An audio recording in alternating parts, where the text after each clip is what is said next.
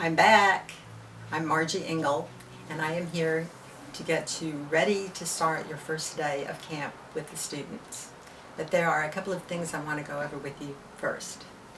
Number one, we have been sewing for at least 5, 10, 15 years, and we have built-in habits. We have habits we don't even know about.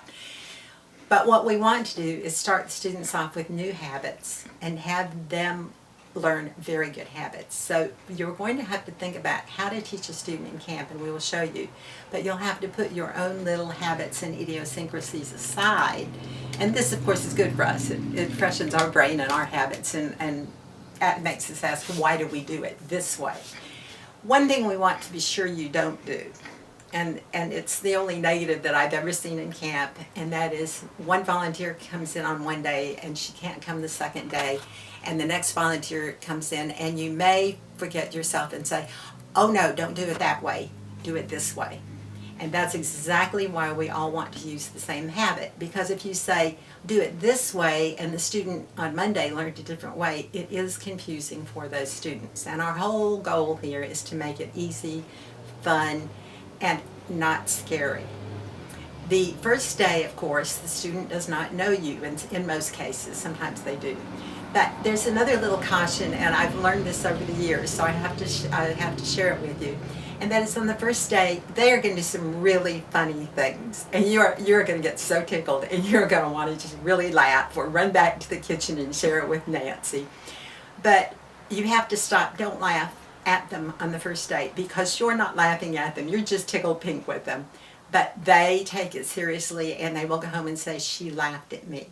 So save your laughter and laugh with the student the next day, and you all will develop a camaraderie, and you'll be able to do that. But be careful on the first day. If they ask you a question, it can be really funny, but don't laugh. Take a deep breath and answer it very calmly, and I know you will, but it's just one of those things I've learned along the way. Now let's get with the machines and figure out how we're going to do this. The great day has arrived. You're ready, the kids are ready, the machines are ready, they are clean, and you arrive at camp, and this is what you can expect to find. First of all, either machine, as you already have seen, doesn't matter which you are using. The first thing you'll want to do is come in and, of course, look at the machine and turn it on. And as you've already learned, it will come up in stitch 1. Then we're going to change it. The first thing right away you want to change this up to a 2.8 stitch length. You want to make sure that it is threaded. We will have them threaded for you. If not, you know how to do it. The 1/4 inch foot will be on the machine, and that's what you will use for the duration of this particular lesson. The biggest thing that you need to know in the beginning is that some of these kids will have sewn, some will not. We do not know exactly how well they can sew, even if they have sewn. So we start out as if they don't know anything, and that's a good place to begin, because you can refresh their memories. But you will find yourself having to repeat over and over. You'll be very patient and you'll be very repetitive. If you do this the first day, you will have built really good habits. Also on the table will be strips for you to teach them to sew on, a ruler to check your seam width, and a little fabric bridge that we will talk about in a minute. Now the first thing you want to do when the child sits down at the machine is get them a little acquainted with the machine. You don't have to go through a whole lot, but make them feel comfortable with it. They're not afraid of it, they're eager to get onto it. But you do want to make sure that your stitch motor speed is down on its lowest speed. You want to make sure that your bobbin is in correctly. You don't need to teach them this in the beginning, and you want to make sure that your thread is there.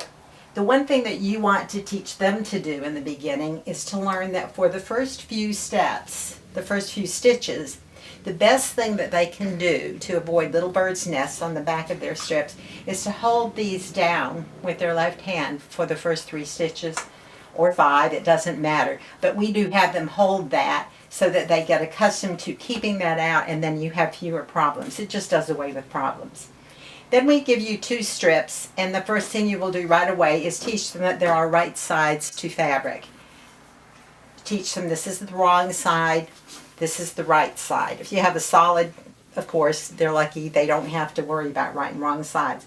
Then have them line these up And they're so eager to sew. We don't teach pinning at this particular moment.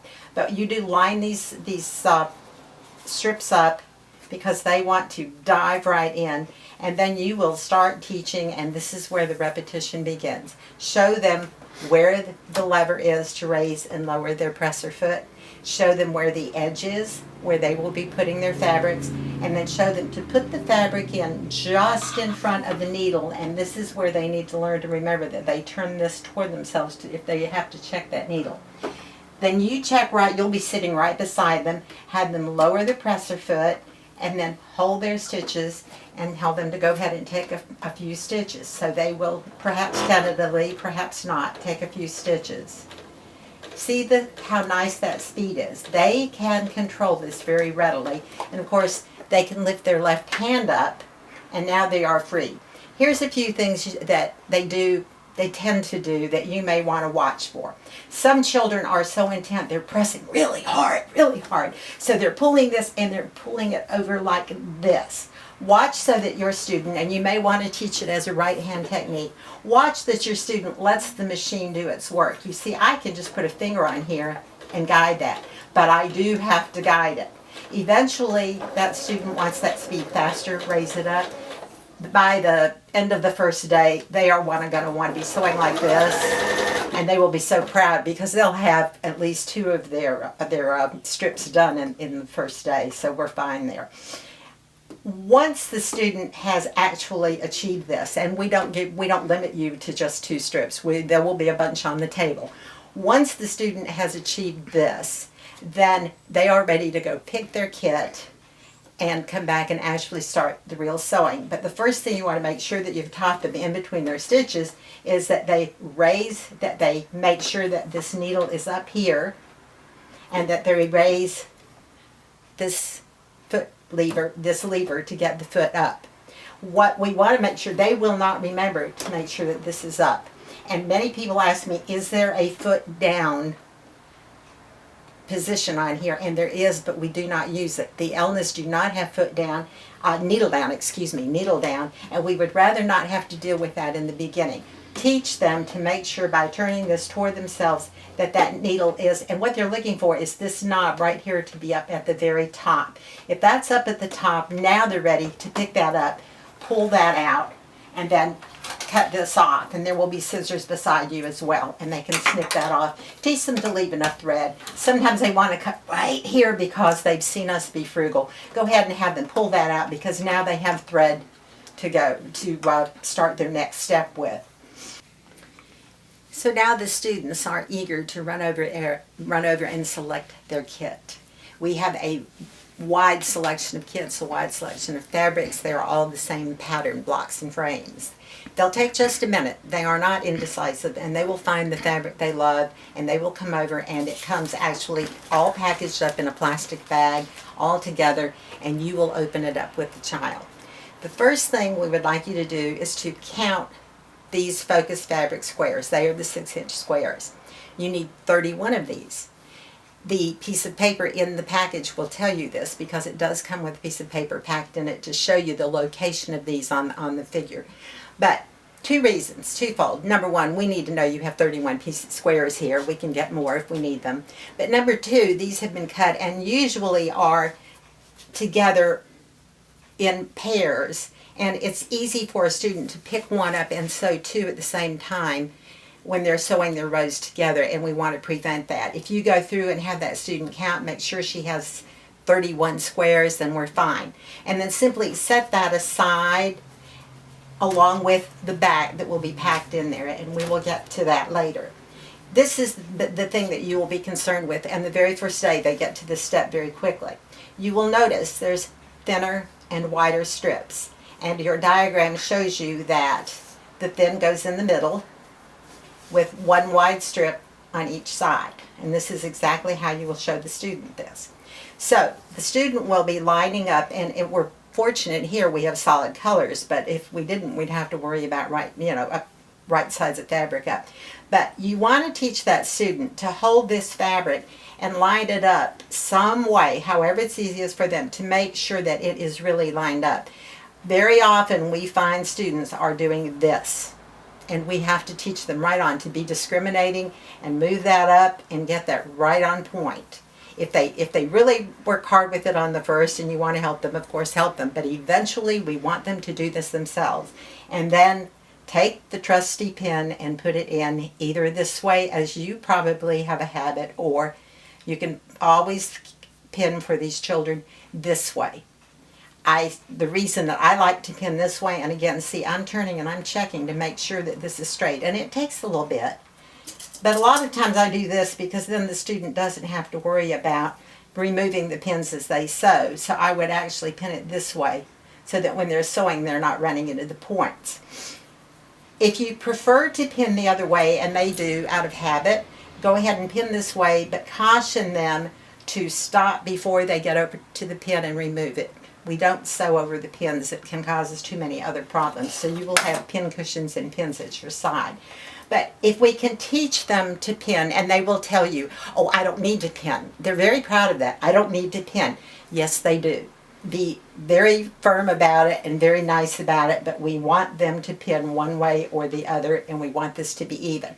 Once they have sewn the first time, then we're ready to put it in, and then you go through it again. All the steps we went through earlier, you will go through again with the student. And you'll notice the sheet of paper. It will be beside you so that you can actually step through it and remember too.